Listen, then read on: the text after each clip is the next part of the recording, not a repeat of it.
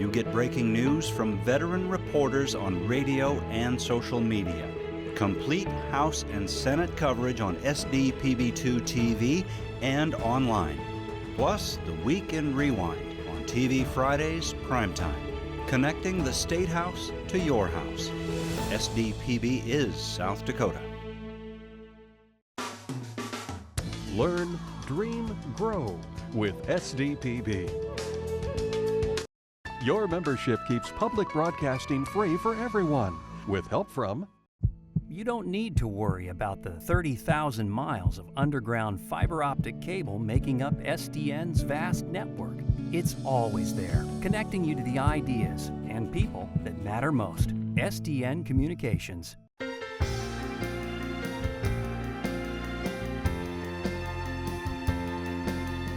The South Dakota Bar Foundation, the educational and charitable arm of South Dakota lawyers and judges. You're watching a production of South Dakota Public Broadcasting.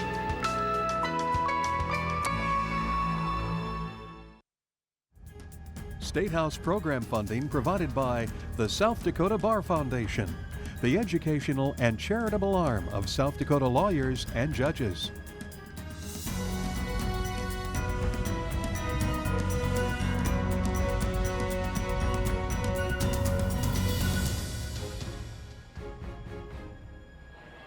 Hello and welcome to South Dakota Public Broadcasting's coverage of the 2016 State of the State Address. We're coming to you live from the State Capitol building in Pierre. I'm Stephanie Rissler alongside Kara Hetland. Hi, good afternoon. This is the 91st legislative session in the state of South Dakota. Kicks off today, and some business has already been taken care of on the House and Senate floors, and people have been sworn in, and this runs through March 10th, with veto day on March 29th, and this is the governor's second State of the State address in his second term. A lot of the lawmakers, this will be their second year coming back to cover the legislative session. Not much has changed since last year. Republicans still have the majority in both houses. When you talk about numbers, it really breaks down to 58 Republicans in the House of Representatives, 12 Democrats in the House of Representatives. So that kind of gives you an indication as to where those numbers lie. Dean Wink is the Speaker of the House. He's from Howell, South Dakota. Speaker Pro Temp, Representative Mark Mickelson from Sioux Falls. So like we've said, not much has changed, and right now we're just waiting for the senators to come on over as we await the Lieutenant Governor to kick things off, and then of course Governor Dennis Daugaard to deliver that State of the State speech. And on the Senate side, there are 27 Republicans and 8 Democrats in the Senate, and the Senate leadership includes obviously the President, Lieutenant Governor Matt Michaels, who should be taking the podium very soon, and Majority Leader is Corey Brown from Gettysburg, and the Minority Leader is Billy Sutton of Burke. Yeah, and that would be the one change. Last year, maybe many of you may remember, it was Senator Tim Rave. Mm-hmm. He had to step down to take another job outside of state government, whereas Corey Brown will come in. He was Speaker Pro Temp last year. So that's how things will fall in the Senate. Kara, you mentioned things are really already getting underway. I was on the Legislative Research Council page today. 53 bills introduced as of this morning for House bills, and 53 bills already introduced in terms of Senate bills. So lawmakers, now that they have a year under their belt, they're already getting some of that legislation in. Right, and the Attorney General has already introduced some legislation. The governor's about to introduce his legislation as well, and we're getting ready for his speech as well, so we'll take it down to the floor.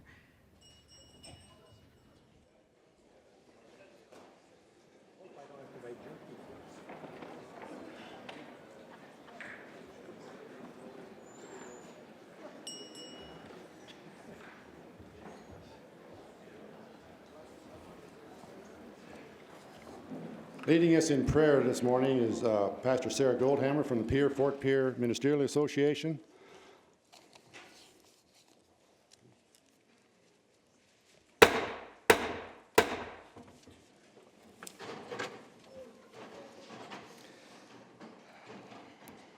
Let us pray.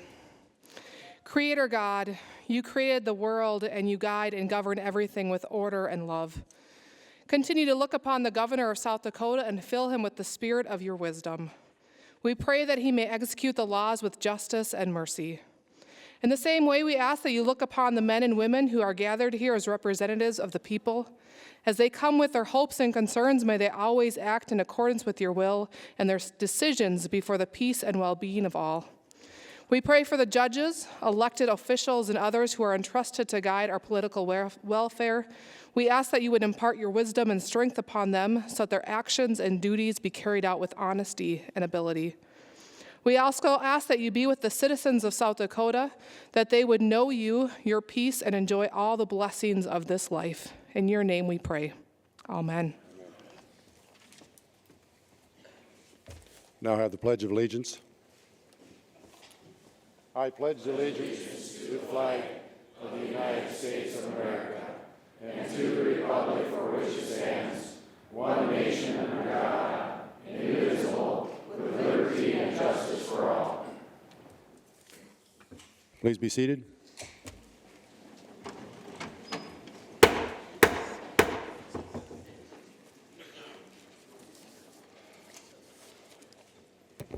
First off, I'd like to welcome the members of the Senate over to our chamber.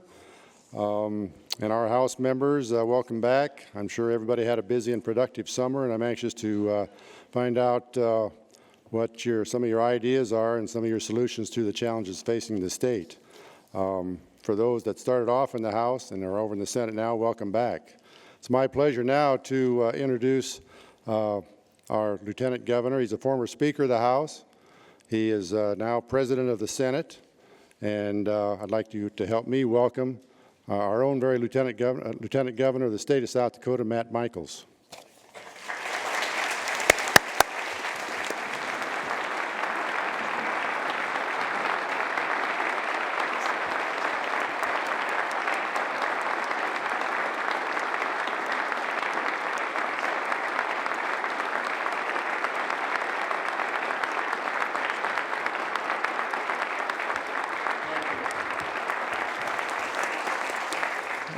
Very touching. Keep it going. It's really, thank you for that very humbling honor. My wife and I really appreciate the opportunity to continue to serve with you. Ladies and gentlemen, welcome to our joint session to receive the Governor's State of the State. At this time, I'll ask the Senate Secretary to call the roll of the senators. Boots, please call the roll. Bradford, Brown, Buell, O'Donnell, Kamak, Kurd, Ewing, Fegan, Frerichs, Greenfield, Hager, Haverly, Heineman, Heinert, Holeen, Hanoff, Jensen, Monroe, Norstrup, Olson, Amdahl, Otten, Parsley, Peters, Peterson, Rampelberg, Rush, Shorma, Soholt, Solano, Sutton, Tiedemann, Teason, Van Gerpen, Valley, and White. Quorum present, Mr. President. Thank you. Chief Clerk of the House, would you please call the roll of the South Dakota House of Representatives members? Representative Anderson, Bartling, Beal, Bolin, Bordeaux, Bruner, Campbell, Conzit, Craig, Cronin, Deutsch, DeSanto, Dryden, Duval, Fikert, Gibson, Gosh, Greenfield, Hager, Harrison, Haugard, Hawks, Holly, Heineman, Holmes, Hunhoff, Hunt, Jensen, Johns, Kaiser, Killer, Kirschman, Klum, Langer, Lateral, Marty, May, McCleary, Mickelson, Munsterman, Norstrup, Otten, Partridge, Peterson, Qualm, Rasmussen, Ring, Romkema, Rounds, Rosum, Russell, Schaefer, Schoenbeck, Shanefish, Schramp, Sly, Soley, Solom, Stalzer, Steinhauer, Stevens, Tulson, Verschio, Werner, Westra, Weck, Willardson, Woolman, Zickman, Speaker Wink. A quorum is present. Thank you, Madam Clerk. You have a motion. Senator Brown moves that a committee of 3 on the part of the Senate and a committee of 4 on the part of the House be appointed to escort the Honorable Dennis Stugard, Governor of the State of South Dakota, to the rostrum. All those in favor of that motion signify by saying aye. Aye. Those opposed, nay. Motion carried. I announce that the committee is comprised of Senators Kamak, Brown, and Sutton, and Representatives Gosh, Westra, Hawley, and Bartling. It is a phenomenal, humbling thing to stand in front of all of you and to think of the people who have come before us. having sat in this body and having the honor to sit and serve you in another capacity, welcome to all of you, and especially those for whom this is your first term. One of the things that I am always struck by is one thing that I think you pinch yourself every day as you come in here, is that regular citizens have the gift by liberty from above as well as our military, so that we may be free and have individual government provided by citizens, not by a dictator, but not by fiefdoms, not by control, but by individuals of different backgrounds to our states. You are indeed stewards of this institution. In fact, the framers who put the South Dakota Constitution together in history wanted this body to perpetuate and to be comprised of people just like you, citizens who promoted the common good over self-interest, and more importantly, to have the passion to preserve and wisely protect our republic in the state of South Dakota. In fact, if you ever have the opportunity, read the first words of our Constitution is actually a preamble, and it's a prayer. And that I beg to have us think that you could not do that. As of October 1, 1889, those people thought of us, and they said to us in this admonishment that we are the people of South Dakota, and we are grateful to Almighty God for our civil and religious liberties. But in order to form a more perfect and independent government, and we want to establish justice, ensure tranquility, and provide for our common defense and promote the general welfare, and, ladies and gentlemen, they want for us to preserve to ourselves and to our posterity the blessings of this liberty that we've been given so graciously. They ordained and established the Constitution of the United States, of South Dakota, with that preamble, that prayer. And that same Constitution requires the chief executive, our governor, that at the beginning of each legislative session, that he come to this session and report to you and the people of South Dakota and provide information about where this state has been and recommend measures where he believes and recommends that we should go and that are necessary for the benefit of our state. A number of us have become friends in these institutions.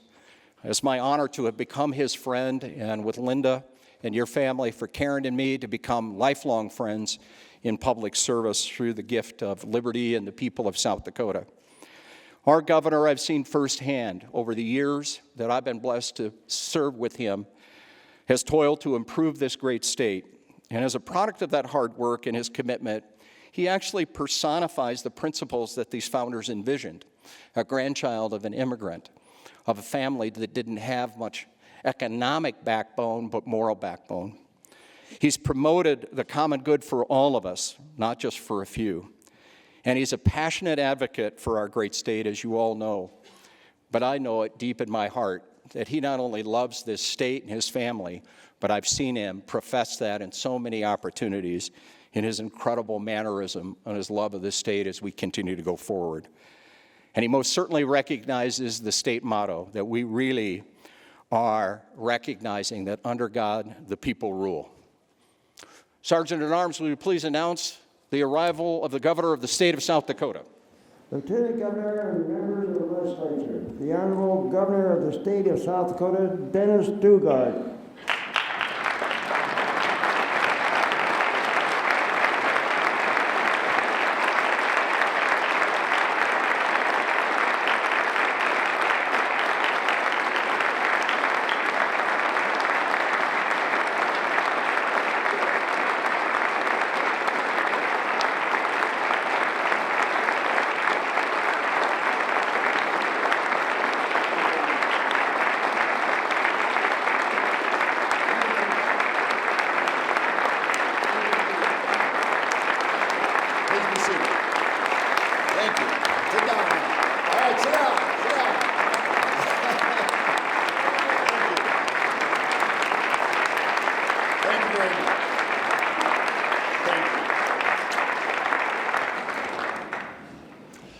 Thank you very much. Welcome back to Pierre, everyone. Before I begin today, we have 3 new legislators who have joined us since last year, and I'd ask Senator Bill Shorma of Dakota Dunes, Senator Scott Fegan of Del Rapids, and Representative Wayne Steinhauer of Hartford to stand so we can welcome you. Please stand. Welcome.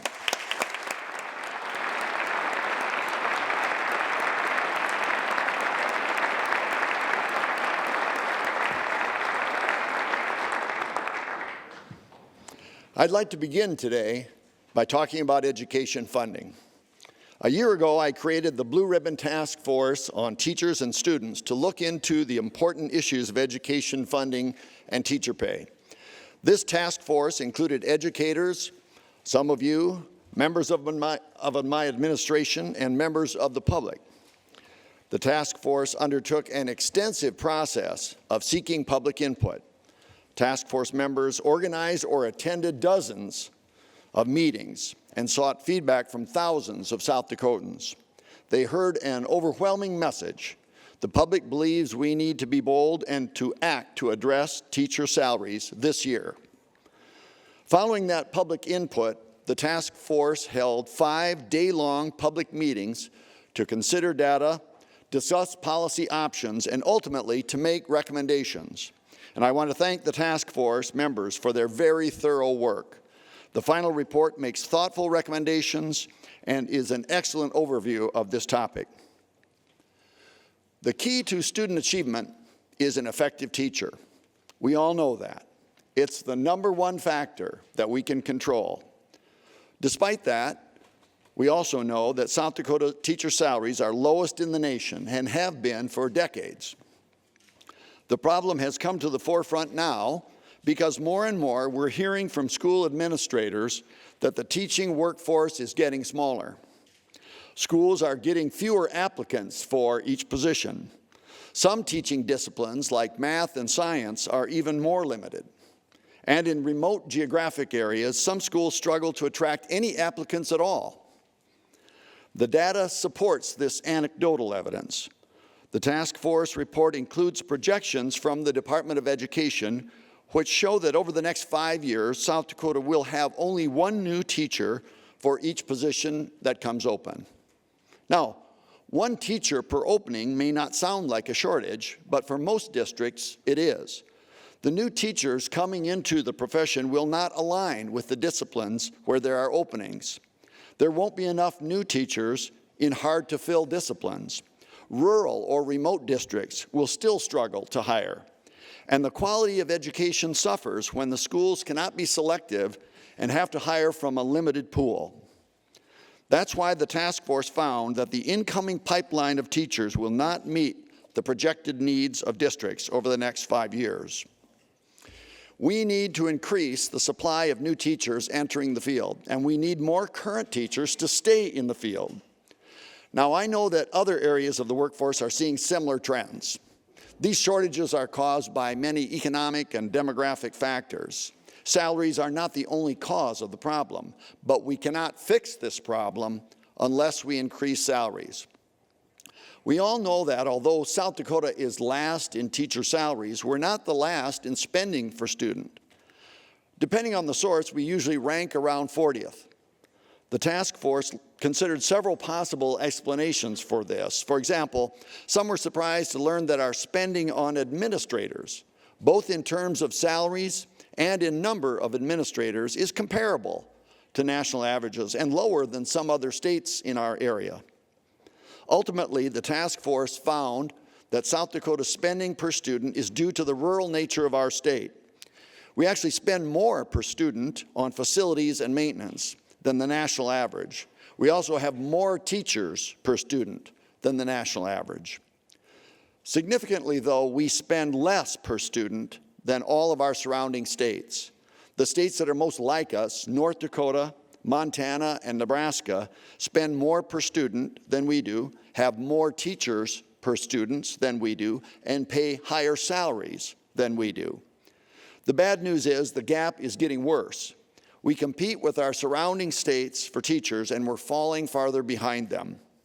10 years ago, South Dakota's average teacher salary was about $2,000 per year behind North Dakota. We were 51st in teacher pay, and they were 49th. Montana was 47th. Nebraska was 42nd. Today, we're still closest to North Dakota among our surrounding states, but the gap is not 2,000, it's 8,000. We still rank 51st. North Dakota has moved to 36th. Montana to 28th. Nebraska, 32nd. And even when you adjust for cost of living, South Dakota still falls behind our surrounding states. We're closest to North Dakota, but nearly 6,000 behind. After adjusting for cost of living, South Dakota is nearly $10,000 behind Minnesota. If South Dakota wants to maintain high student achievement, we need a new generation of high-quality teachers. And we're not going to get them unless we become more competitive with the surrounding states. And when you delve into the numbers, you reach the conclusion that the only way to become more competitive is to increase our state's average teacher salary. We need to add more money into the system. Much like other problems we've confronted together, South Dakota faces a deteriorating situation if we don't take action.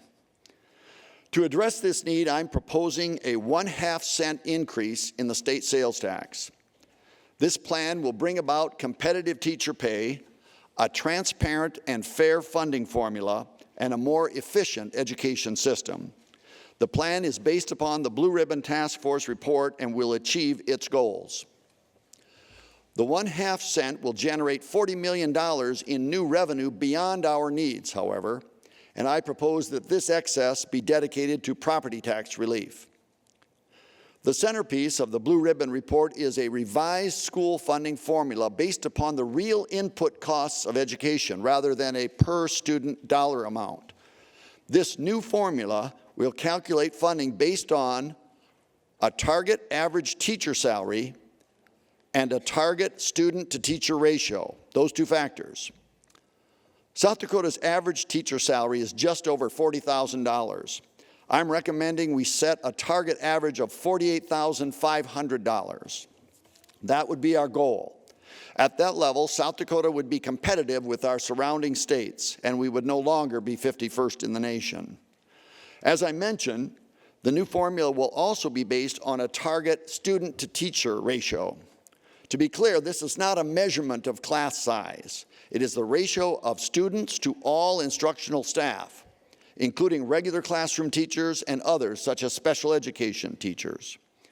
To replace the current small school factor, a sliding scale will be used to calculate each school district's target teacher-to-student ratio.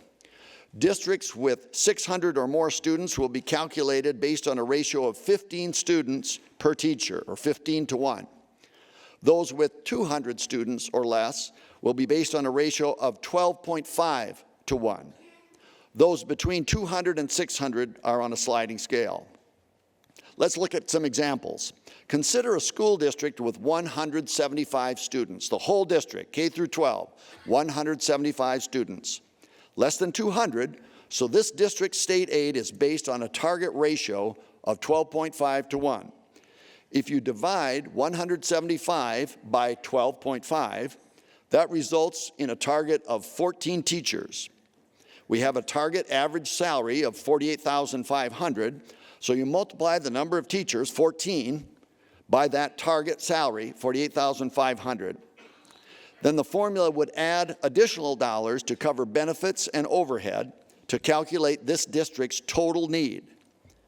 For a district of 600 students, the calculation works in the same way. It's based on a ratio, though, of 15:1. If you divide 600 students by 15, the result is 40. So 40 you multiply times the 48,500, and then again add extra for benefits and overhead.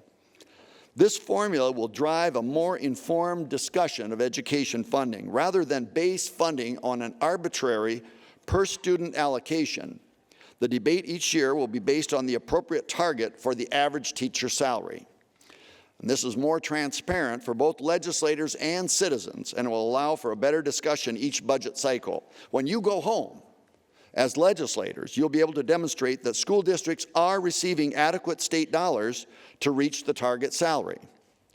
Now, it's important for school districts to understand what this new formula means and what it does not mean. This year, we'll be setting a state target of $48,500 for the average teacher salary. That means approximately $8,500 more than the current statewide average.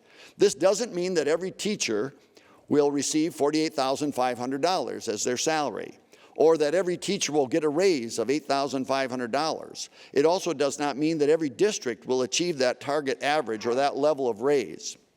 Here is what the proposal is offering, what it does mean to school districts.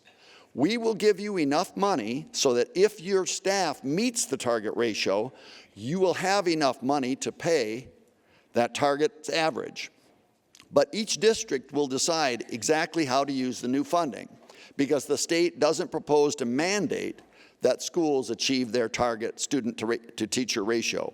Now, some schools may choose to exceed their ratios and to have more staff than the ratio funds. That will mean that those schools will spread their new money among more people, give smaller raises, and fail to reach the target average. But although it is not a mandate, this new formula is creating an expectation. From the state level, we should all expect that the new funding we send to districts will be used to increase teacher salaries. And it may take some time for districts to adjust, and we may not achieve the entire $8,500 increase in our state average in that first year. But we should expect significant movement toward that goal. And I will propose specific reporting and accountability measures to allow us to monitor progress for each district. At the local level, these state targets will also set expectations. Teachers and parents will expect their schools to achieve significant increases in salaries. This transparent formula will lead to more informed conversations among school leaders, teachers, parents, and taxpayers about local spending and staffing decisions. It will lead to greater accountability at the local level for decisions that impact teacher salaries. Now, if the state is going to expect districts to reach these targets, we need to give school leaders more tools to achieve greater efficiency. One important way we can do this is through the statewide Center for E-Learning at Northern State University. This center offers high-quality courses at no cost to the school. The state pays for it. These offerings are particularly important for districts who struggle to recruit teachers in high-need disciplines. I'm proposing that we expand the offerings at the E-Learning Center so that we can make these high-quality teachers available to more districts.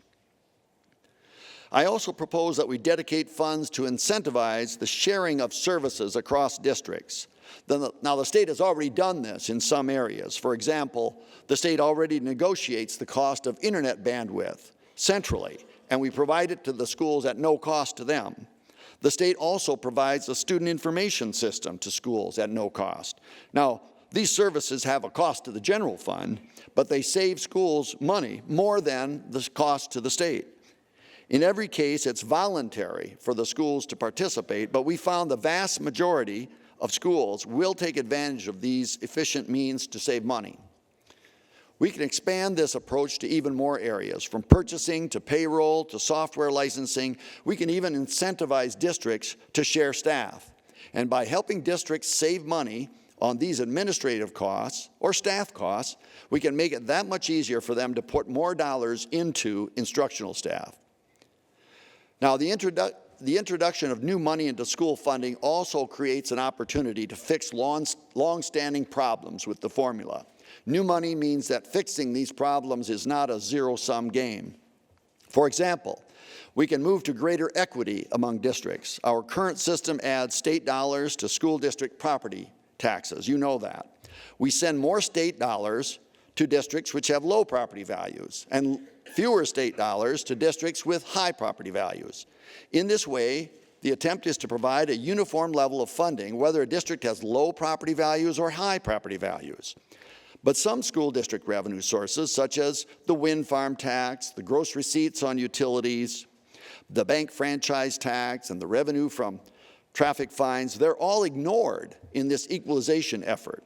This creates unfair windfalls for certain districts, and the task force recommended that we move toward greater equity in this area.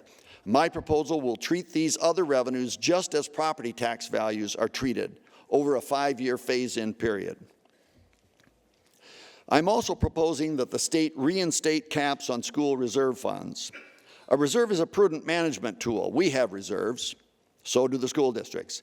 But as the state introduces new funds into the school funding system, we should expect that those dollars are used to increase teachers' salaries, not held in reserves for future years. If a district exceeds the cap which would be established under this proposal, state aid will be offset on a dollar-for-dollar basis, and this would take effect in 3 years, so school districts have time to adjust. And I will also be proposing changes to respond to the dramatic growth of capital outlay in recent years. Capital outlay is a property tax levy that schools assess to pay for building construction and improvements. Over the past 12 years, while the per-student allocation has increased by 25%, property taxes for capital outlay have increased by 117%. My plan will restrict annual growth to slow that trend. I'm also proposing to make permanent the current law, which has been set to expire in 2018, that allows school districts to shift some of these funds to general operations. School boards should be able to decide whether to spend their dollars, and this will allow a portion of capital outlay funds to be used for teacher salaries or other costs on a permanent basis. Finally, I support the recommendations of the task force to improve our ability to recruit and retain teachers. We will institute reciprocity with other states so that teachers coming to South Dakota can avoid unnecessary barriers to entering the classrooms here. A mentoring program will help new teachers find their way to success so that fewer new teachers leave the profession in their first years. And we will restore funding to reward the outstanding teachers who achieve national board certification. This is an important way to recognize our best teachers and to encourage more teachers to pursue this rigorous process. We all want what's best for our children. We want to provide them with a quality education. And we know that requires a strong workforce of great teachers. This is the year. This is the year to get out of last place. This is the year to act. Let's join together this year to strengthen our schools and keep our promise to the next generation. Thank you.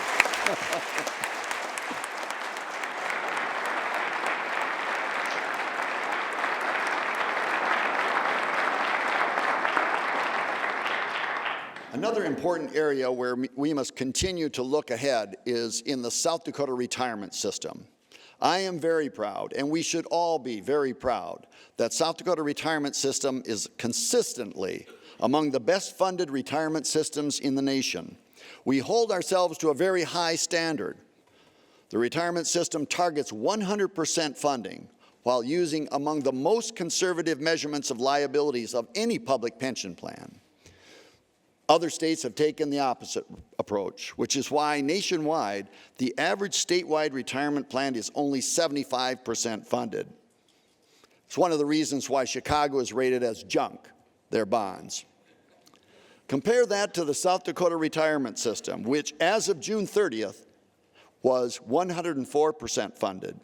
While other states have failed to consistently make the contributions their actuaries recommend, South Dakota does not fail. Now, the success of our system has been made possible by the effective and conservative management of the Retirement System Board of Trustees, the outstanding performance of the South Dakota Investment Council, and the cooperation and support of all stakeholders.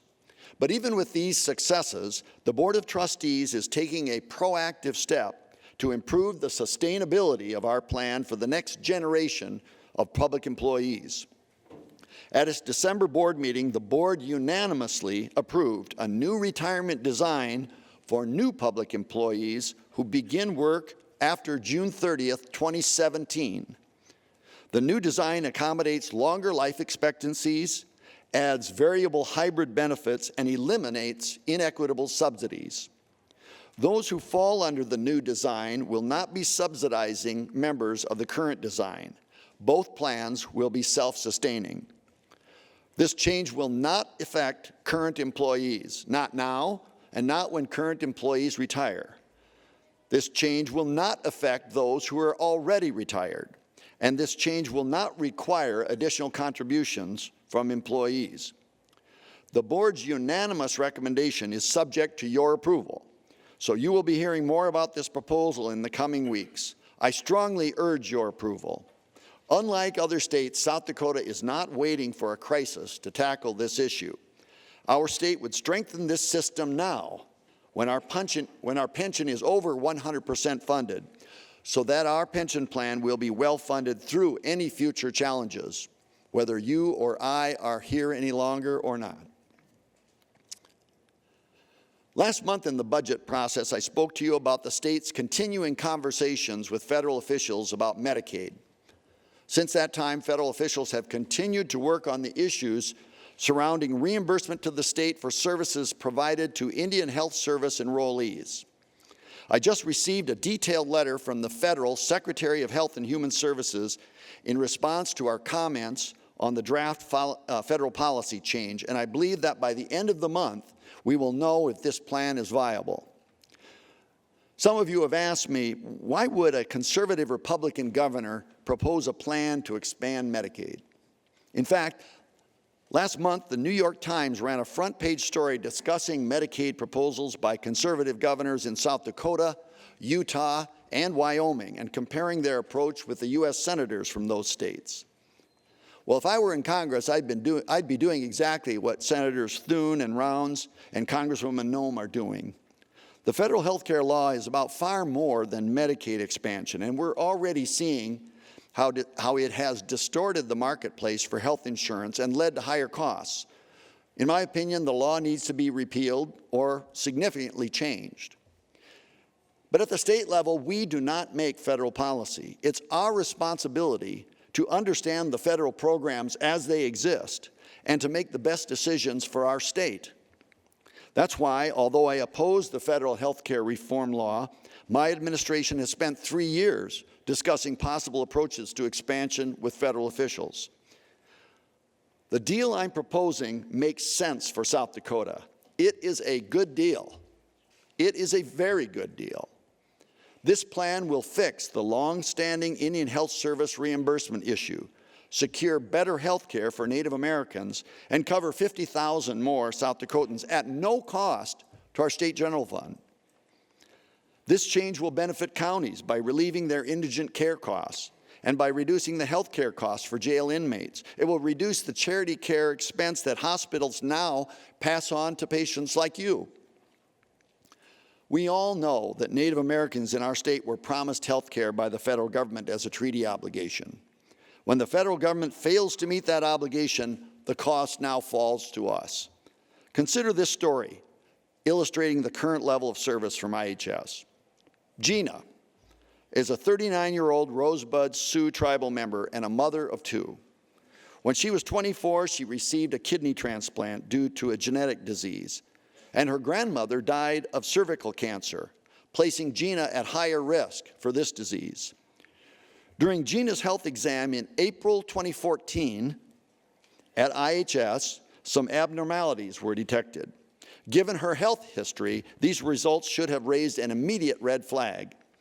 In fact, Gina didn't learn about the abnormal Pap smear until 8 months later by letter, not by a phone call. She immediately called IHS to get an appointment with a gynecologist, only to be told there isn't one available. She asked to be referred to an outside specialist, but this was denied because it was not considered a priority 1 life or limb case. Fortunately, in Gina's case, she was able to afford to pay out of pocket to see a specialist, and although there was no cancer, she must remain vigilant. A few of you may know Gina. I know you all know her husband, Senator Troy Heinert. The Heinerts gave me permission to share this story so you can understand why we need to do something about this situation with IHS. If this plan is adopted, the new relationship between IHS and healthcare providers will allow Native Americans to get better health care. IHS will be able to use telehealth to provide better primary care. If a Native American is eligible for Medicaid, the state will no longer bear half of this expense for this treaty obligation. This deal makes sense for South Dakota. Most of South Dakota's tribes have already strongly endorsed this plan, and I believe they all will. But as I've said before, I will not move forward with this plan unless the state legislature expresses its support through the passage of a state budget that includes the necessary budget authority. And I won't support the plan if it will cost the state any new general funds. Now, I know some of you are concerned about the soundness of the cost projections for this plan. And given the experience of some other states, that's a very valid concern. You're right to raise the question. I raised it myself. Well, let me answer some of those concerns. 4 years ago, we undertook a survey that indicated 48,500 South Dakotans would be covered if we expanded Medicaid. That was 4 years ago. So last fall, we conducted a new survey that updated that number to 49,700. Not a little bit of a change, but not much. For comparison, North Dakota has expanded already. They added 19,000 citizens in their expansion. For our projections, I took the 49,700 and added 10% to be safe, 55,000. In the states where projections have been wrong, in part, it was because they didn't expect all those eligible to sign up in the first year. In our projections, we're assuming 100% of those eligible sign up by the end of the first year. We've also been conservative in estimating the cost per enrollee. We believe that each enrollee will cost about $6,400 per year. We calculated that based upon actual costs of low-income adults who are already covered under South Dakota's Medicaid plan.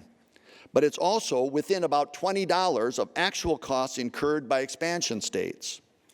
To be safe, we added 20% to that and budgeted $7,700 per enrollee.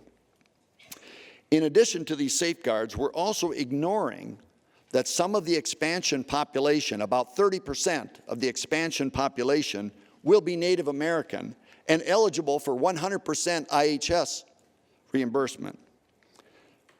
Those savings could potentially be as much as $15 million. We ignored all of it. We ignored that entirely. We're going to save some of that $15 million if this plan is adopted, but our assumptions assume none of it. We're also ignoring the likely positive impact that the new funds will have on our state's economy and the resultant impact on our tax revenues. We're ignoring that entirely. Finally, I would support, and I hope you will pass, trigger language to require that if the federal government changes the deal, South Dakota would withdraw from expansion. If a Republican president and a Republican Congress are elected in 2016, the federal health care law could be repealed entirely. Regardless, if the federal funding goes away, so should the program. But even in that case, however, I am optimistic that our efforts to fix the IHS reimbursement issue and the improvements to Native American health care would remain, even if the Affordable Care Act is repealed entirely. And in that case, Native Americans and the state would continue to benefit from that situation. Now, I went through that quickly, and I'm sure you still have questions. Over the past month, I've organized 4 meetings around the state, in Aberdeen, in Sioux Falls, in Pierre, and in Rapid City, for legislators to explain the projections and answer questions. I'm hosting another one this week, and I hope those of you who haven't attended one of the other meetings will be able to come. My request of you is this, all of you. Wait to pass judgment on this proposal until we receive final word from the federal government. Take that time to scrutinize the cost estimates and ask questions. As I said last month, there are things about Medicaid expansion that bother me also. But we all owe it to the people of South Dakota to give this complex issue careful consideration this year. And if the plan comes together to improve health care for Native Americans and at the same time expand Medicaid with no cost to us, I hope you'll agree it makes sense for South Dakota. It just makes sense for our state. 3 years ago, on another front, I first spoke to you about South Dakota's high imprisonment rate for adult offenders, higher than any of our 6 surrounding states. Per capita, we were locking up 75% more men than North Dakota, 4 times as many women as Minnesota. Continuing on that path would have forced the state to build a new women's prison and a new men's prison within 10 years. Worst of all, our high imprisonment rate wasn't making our state any safer. Today, because of the Public Safety Improvement Act, which you adopted, the prison population is now below initial projections, better than we even hoped. And we saved millions of dollars last year by avoiding the cost for a new women's prison. By avoiding the cost of constructing and operating new prisons, South Dakota should save over $100 million in correctional costs this decade. Also, thanks to criminal justice reforms, the parole success rate increased from 37% of parolees succeeding in fiscal year 12 to 65% succeeding in fiscal year 15. Today, parolees can reduce the duration of their parole by a month of compliance. For every month of perfect compliance, they can reduce their parole term by a month. In just 1 year, over 700,000 days of parole credit were earned. That's nearly 2,000 years of parole credits earned. In addition, more nonviolent offenders are getting the help they need within their own communities. Our reforms added new drug and DUI courts throughout the state. In fact, we increased the number of drug courts by 5 times. Today, over 500 children have a parent who is enrolled in a drug or a DUI court. Instead of going to prison, these parents are getting the help they need while staying in their own homes and supporting their own families, instead of putting those kids into foster care where we're supporting them. Today, we've also launched a pilot program for parole with the Sisseton Wahpeton Oyate. Under this program, the tribe supervises enrolled parolees on the reservation, so these parolees can return to their homes. As of last summer, 97% of offenders in the pilot program have not absconded or committed a parole violation.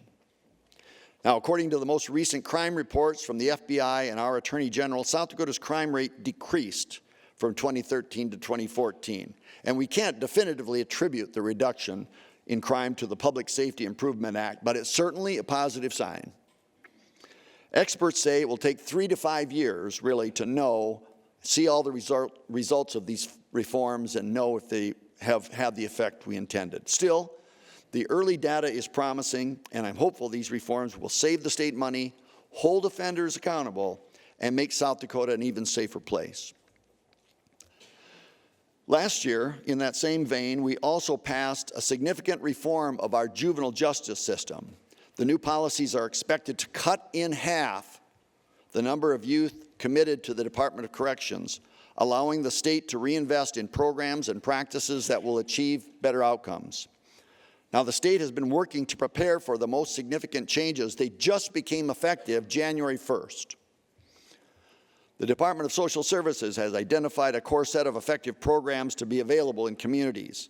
12 contracts have been awarded to deliver what's called functional family therapy throughout South Dakota, and training for those providers is taking place right now. This program is designed to address adolescent behavior problems, substance abuse, and delinquency, and help families support their children in positive ways. The unified judicial system has been working to ensure judges are aware of the statutory changes that impact them, and that probation officers have the tools they need. Probation officers will utilize a guide of graduated consequences, much like in the adult system, to hold youth accountable for their conduct by responding consistently and quickly to violations, and also to incentivize positive changes. The Department of Corrections has created a financial incentive program to encourage counties to divert juveniles from detention to other programs, and yet allow counties to request funds when the number of detention beds in a given calendar year exceeds an established baseline. And a Native American focus group was established to determine how state and tribal governments can better partner to serve youth. The group recently held its 3rd meeting, and the Department of Tribal Relations reports they've been receiving positive feedback from tribal leaders. Just as the adult system reforms have helped us avoid building new prisons, the juvenile justice reforms are impacting our juvenile corrections facilities. Over the last few years, the number of juveniles being sent to Star Academy has been decreasing already, and the juvenile justice reforms are expected to reduce those numbers still further. We recently closed the Star Academy's East Campus at the old Youth Forestry Camp and consolidated programs at the main campus near Custer. In the coming year, Star Academy's programs will be downsized to reflect the smaller population being served there. In the midst of this downsizing, I must say, the Star Academy staff members have continued to do their jobs with commitment and dedication. In some cases, they may be working themselves out of a job. Yet staff members continue to work selflessly, placing the needs of the youth ahead of their own. I've also spoken to you several times before about workforce. South Dakota continues to face a shortage of skilled workers. I hear from many business owners they're delaying expansions or even turning work away because they simply cannot hire enough people. We've taken many steps to address this issue over the past few years, and we all understand this is a marathon, not a sprint. It needs constant attention. We have a low unemployment rate and a nearly 1-to-1 ratio of job seekers to job openings. Now, just like in the teacher shortage situation, 1-to-1 seems ideal, but most of those who are seeking jobs don't have the skills in this situation needed to perform the jobs that are available. There's a misalignment, and we must overcome this misalignment through education. More than ever before, it's important for young people to continue their education beyond high school. The Board of Regents recently proposed a goal that 65% of young people in South Dakota achieve a post-secondary credential of some sort. And I think that is a worthy goal to pursue. Students need to be able to attend college or tech school and finish in a reasonable time without an unreasonable debt.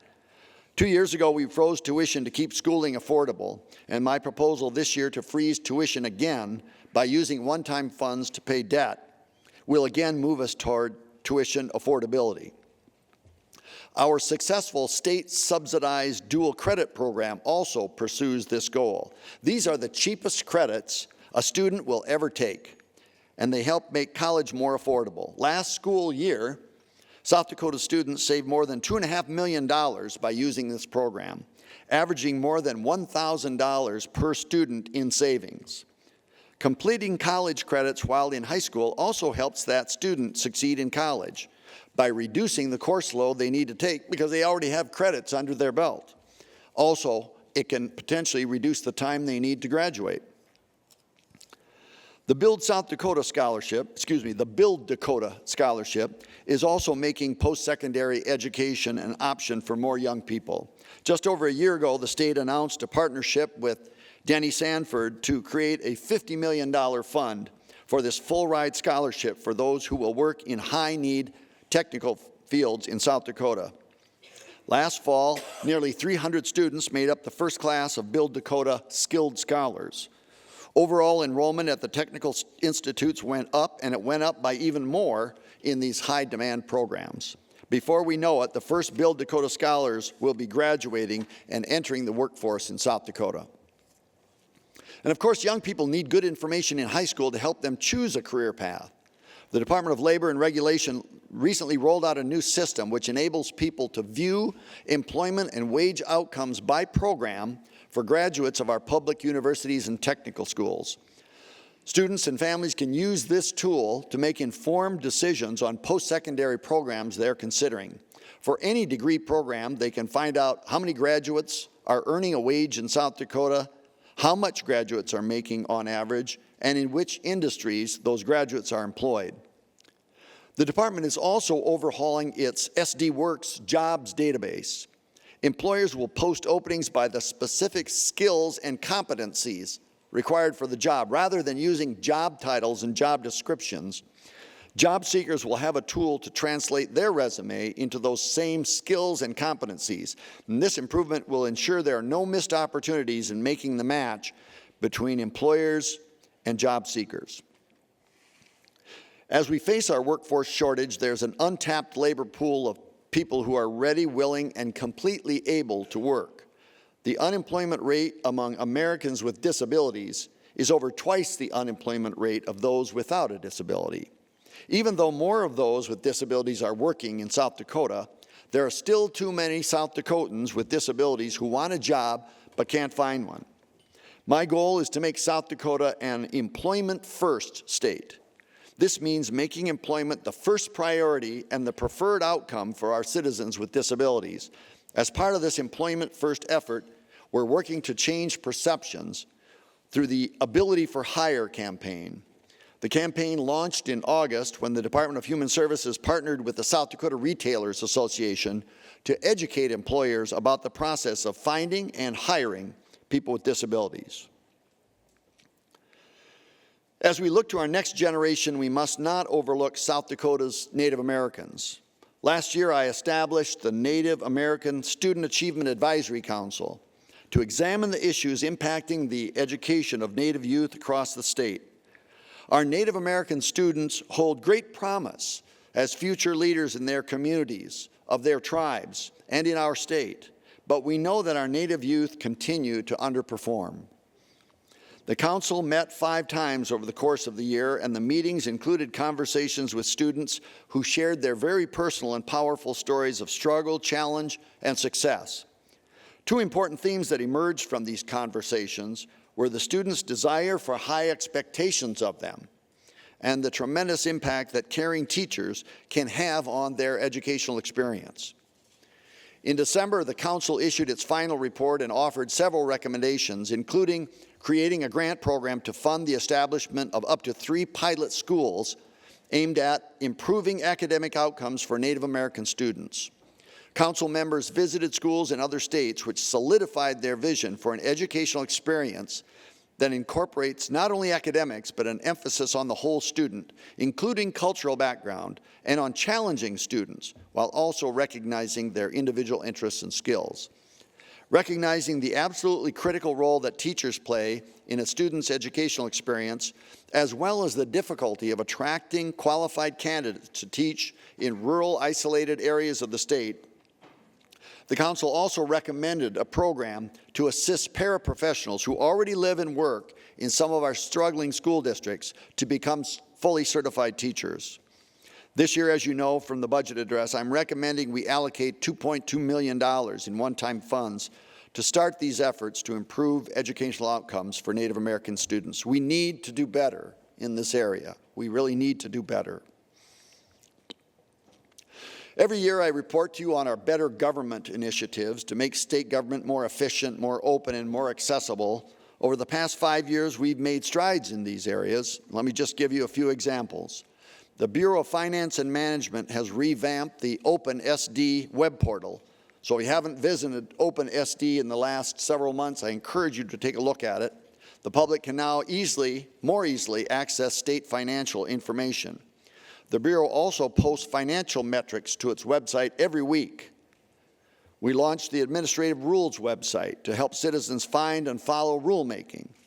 We also established the Boards and Commissions portal, which is the one-stop site, for meeting notices, agendas, and information for the more than 100 state boards and commissions. And that portal is going to be improved in the next couple months as well. We're continuing to improve that. We've improved on transparency so much that the U.S. Public Interest Research Group has named South Dakota among the top states for transparency. Since 2011, South Dakota has improved its transparency rating from a D+ to now an A-. And my administration has also worked on red tape repeal efforts. Over the past 5 years, we've proposed and you have supported the elimination of over 4,000 sections of obsolete or unnecessary rules and laws, accounting for 450,000 words. This year, state agencies will again be introducing still more bills to continue this effort. I know from my time as a legislator that the trend is always to add words to the statute books. Thank you for helping us remove needless words as well. I will also be asking you to support my efforts to improve state government's internal controls. This has been brought to the forefront by the situation that has unfolded with Mid-Central Co-op. As you know, our Secretary of Education terminated Mid-Central's contract to administer the Gear Up grant after attempts to improve inaccurate and incomplete accounting failed to bring about improvement. At my request, the Attorney General and the Auditor General have begun conducting detailed investigations into that matter. Like every South Dakotan, I am disappointed and disheartened when I learned about allegations of financial wrongdoing.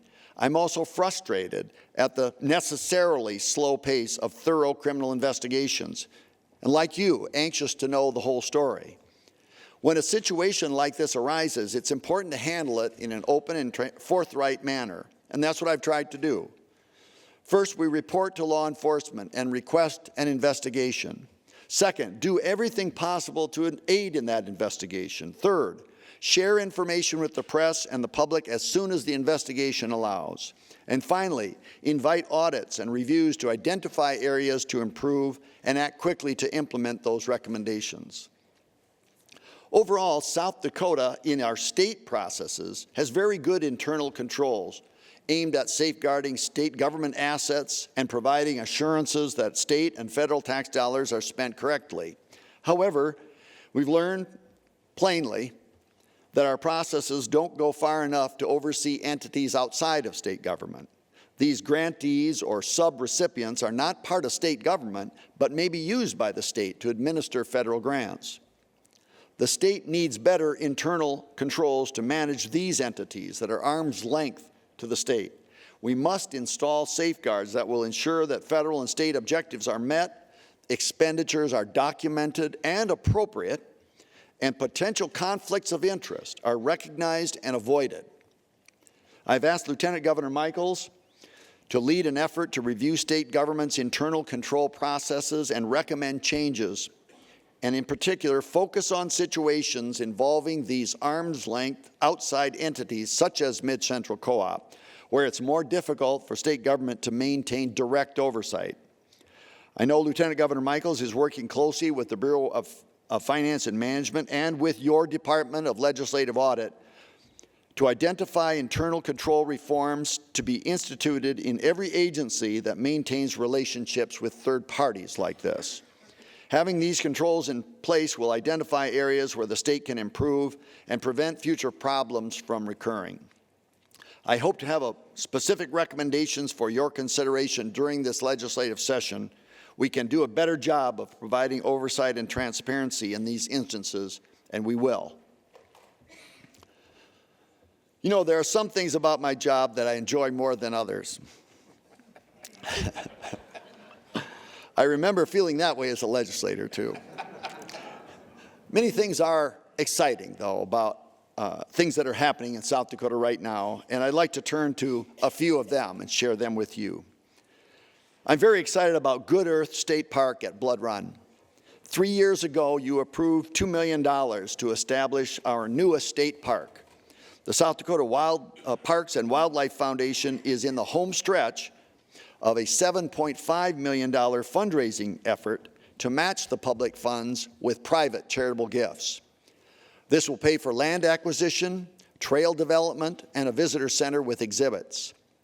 Trails have been established, native vegetation restoration is underway, and an entrance road has been constructed. Work on the new visitor center is just now beginning, where the Native American history of the park will be told in a spectacular building near a wooded area. Last summer, seizing an unexpected opportunity, the Parks and Wildlife Foundation acquired the Spring Creek Country Club property bordering the park to the south, adding 200 acres to the park and increasing the park size by 25%. A portion of this property lies within the Blood Run National Historic Landmark, and the preservation of those historic resources will become an important element of the park. My son Chris and I canoed to Good Earth State Park this past summer on the Big Sioux River, and it is just as beautiful when viewed from the riverside. In fact, we canoed up Blood Run Creek. I'm also enthused about all the progress underway at Custer State Park. Last year, the 50th Buffalo Roundup attracted a record crowd. Over $3 million of private donations are supplementing the $1.5 million appropriation the legislature made in 2013 and the $500,000 investment from Game Fish and Parks. Contractors are making progress on the park's new visitor center, which is scheduled to open this spring. The new visitor center will include a theater where visitors can view a film about the park before exploring it themselves. Following the Buffalo Roundup last fall, work began on the resort improvements you authorized last year. The motel wings on the State Game Lodge are being remodeled, and 15 old clapboard-sided cabins are being replaced with more spacious and modern units. The Legion Lake Store and Restaurant are being replaced and upgraded, and 3 additional reunion-style cabins are being added in the park. Infrastructure improvements will follow next spring, and renovations in the historic portion of the Game Lodge will begin next year. It is because of the generosity of many people that we're able to build world-class facilities at Good Earth State Park and Custer State Park Visitor Center. Thanks to their generosity, as well as the legislature's continued support, these parks will remain world-class destinations for generations to come. There is another world-class destination, though, in the Black Hills that I'd like to talk to you about today. Over the past few months, the Spearfish Canyon Foundation has been working with the State Game Fish and Parks Department to acquire beautiful property from Homestake Mining Company. Within just a few weeks, the foundation will donate funds to Game Fish and Parks for the purchase of 72 acres in Spearfish Canyon, including Spearfish Falls. That land, along with 2 other adjacent state-owned parcels, including Rufflock Falls, is the genesis of this opportunity. My hope is to establish Spearfish Canyon State Park in the northern Black Hills. The proposed state park would contain iconic natural features in the canyon, including Rufflock Falls, Spearfish Falls, Spearfish Creek, Little Spearfish Creek, and fishing ponds. Game Fish and Parks would improve existing camping, hiking, fishing, and sightseeing opportunities and upgrade facilities and roads. Spearfish Canyon is truly a special place. Our family has visited many times. I remember being there when Spearfish Falls was restored. Water flow that now feeds the falls had been diverted for 86 years for use in hydropower generation for the Homestake Mining Company. In 2003, Homestake returned water to the stream, and the long, dry falls were reborn. I remember riding my bike up Spearfish Canyon, climbing the never-ending hill near Cheyenne Crossing into Deadwood Lead, and then experiencing the thrill of going down the hill at full speed. Whether on a snowmobile ride in winter, or a hiking trip in the summer, or a day enjoying the beautiful colors of the fall foliage, many people from across the state and nation have fond memories of Spearfish Canyon. The famous architect Frank Lloyd Wright said this after his 1935 visit: "But how is it that I've heard so little of this miracle, and we toward the Atlantic have heard so much of the Grand Canyon, when this is even more miraculous? My hat is off to South Dakota Treasures."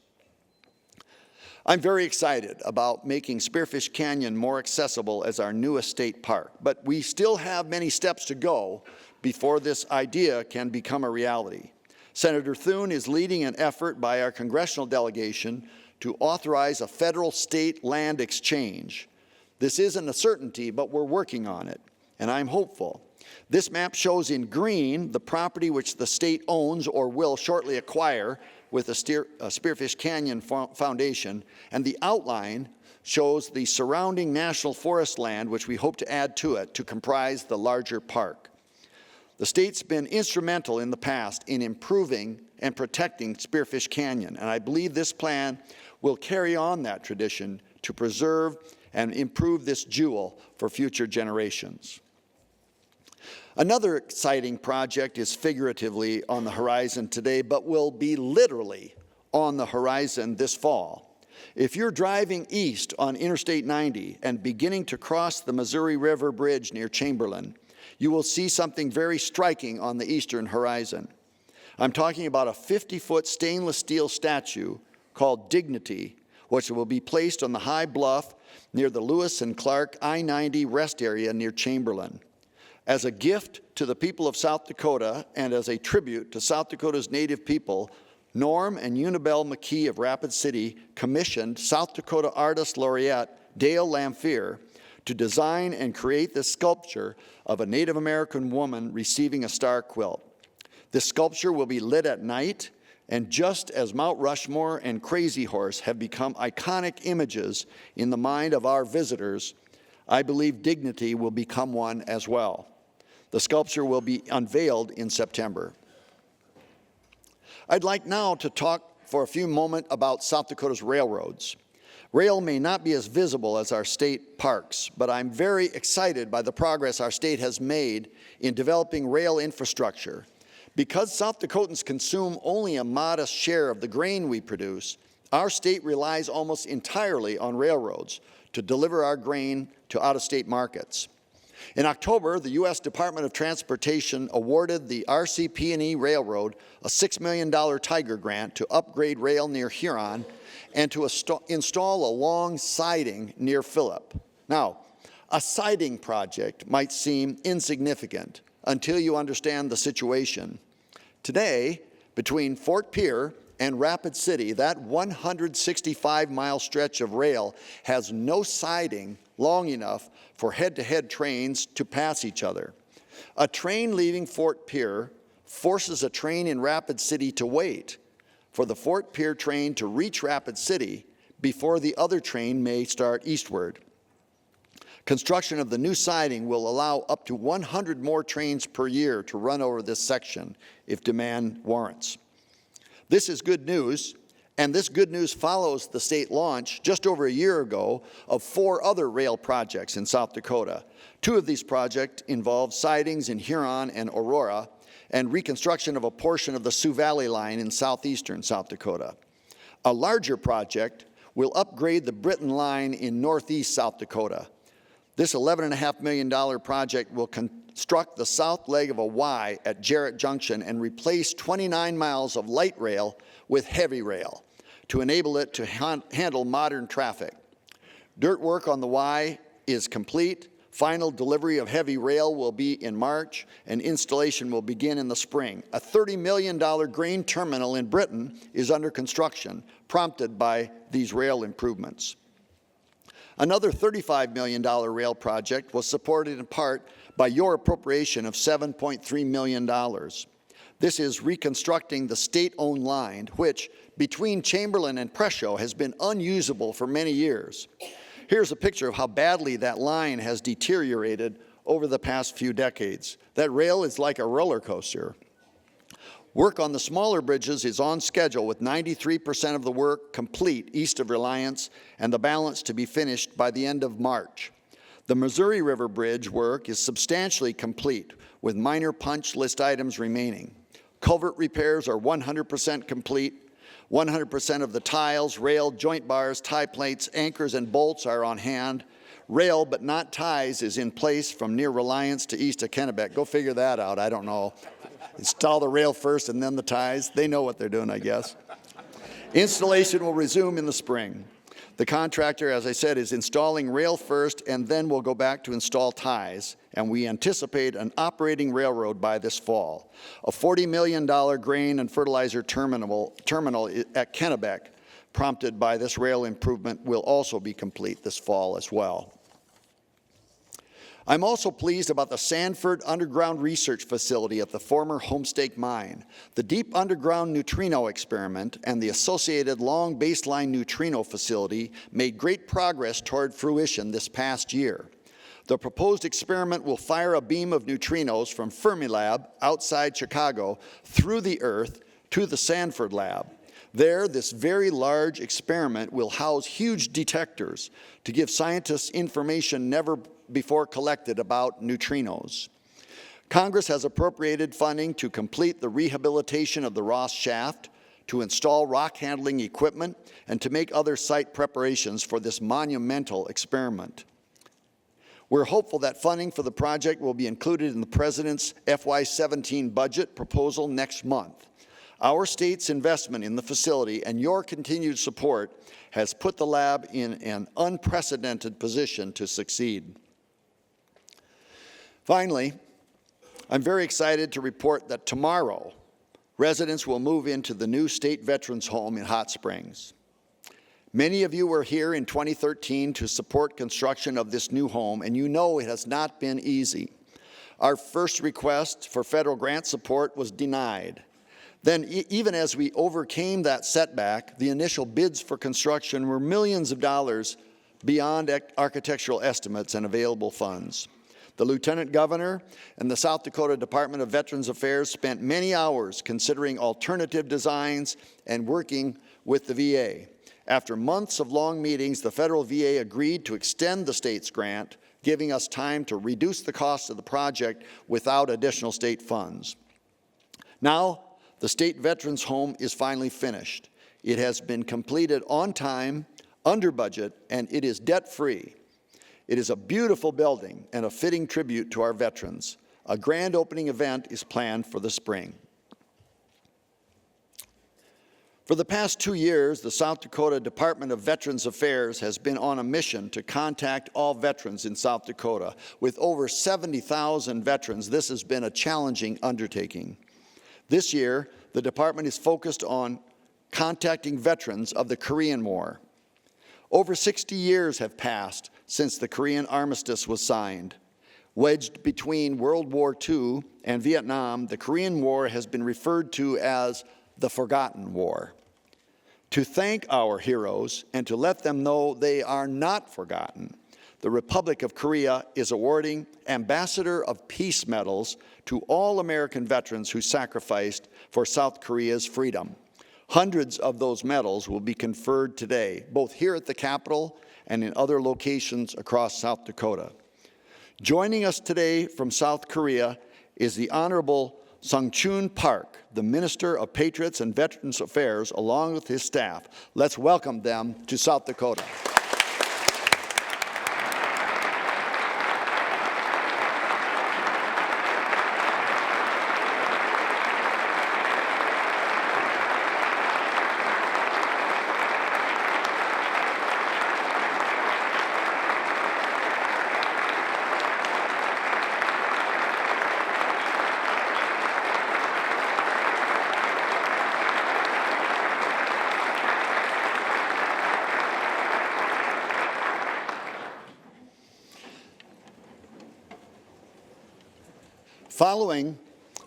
Following today's State of State address, I invite all of you to join us in the rotunda where hundreds of South Dakota veterans will receive the Korean Ambassador for Peace Medal.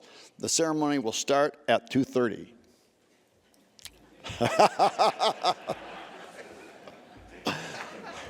Thus, you know we are rapidly approaching the South Dakotans can be very proud of our state. I am proud that in South Dakota we have stayed true to our values. We've exercised frugality and good stewardship rather than following the path taken by so many other states. We remain self-reliant while coming to the aid of our neighbors when they need a hand. And look where those values have brought us. Our budget is structurally balanced. We have no unfunded liabilities. Standard & Poor's has upgraded our credit rating to AAA. We've made new investments in our roads, rails, schools, and Medicaid providers. We're keeping up our Capitol building and other state facilities through regular maintenance. We've comprehensively reformed our criminal justice and juvenile correction systems. Our tax burden is low, our regulations are reasonable, and our stellar business climate is bringing in companies like AGP, Advance Health, Spexsys, Lehigh Defense, and Midwest Fresh Logistics. We must continue to govern by our values, and I remain committed to those values and to making the tough choices to meet the challenges we face. We will join together, I know, to meet these challenges and to serve our state. I'm proud of what we've accomplished together over the past 5 years. I'm looking forward to the work ahead, and I continue to believe that South Dakota's best days are yet ahead.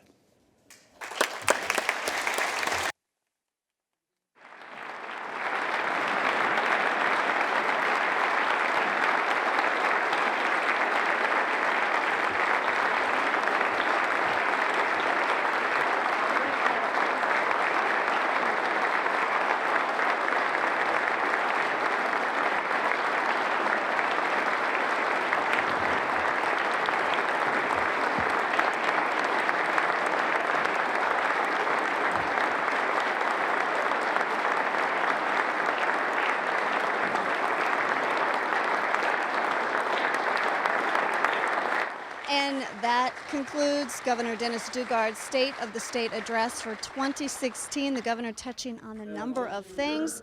Education funding. Recommendations from the Blue Ribbon Task Force was the very first thing that the governor began with, indicating the way to get to the end of this goal is for additional funding. A half-penny sales tax is what he is is what he is suggesting. That would make average teacher pay $48,500. There were several more recommendations coming from the Blue Ribbon Task Force that the governor said he would like to see implemented this legislative session. Medicaid expansion, the next issue that came up. It makes sense if we do an overhaul of IHS, which will help with 100% reimbursement.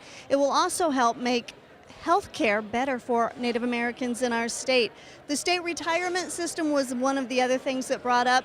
The governor brought us up to date on last year's criminal justice and juvenile justice reform, kind of where we are as a state, our workforce shortage in South Dakota, where we need to go to close that gap is something that the governor talked about. State government transparency, where we've been in the past, which has not been that great, where we are today and the improvements made thus far from some of the work state lawmakers have done to make government more transparent for the people of South Dakota.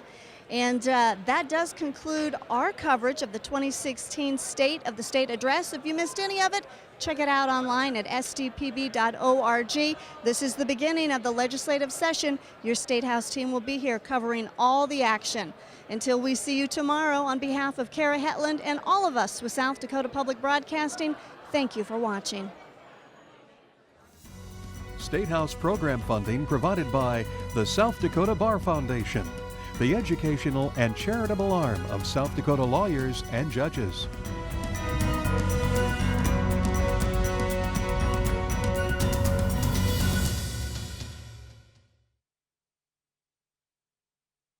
Your membership keeps public broadcasting free for everyone, with help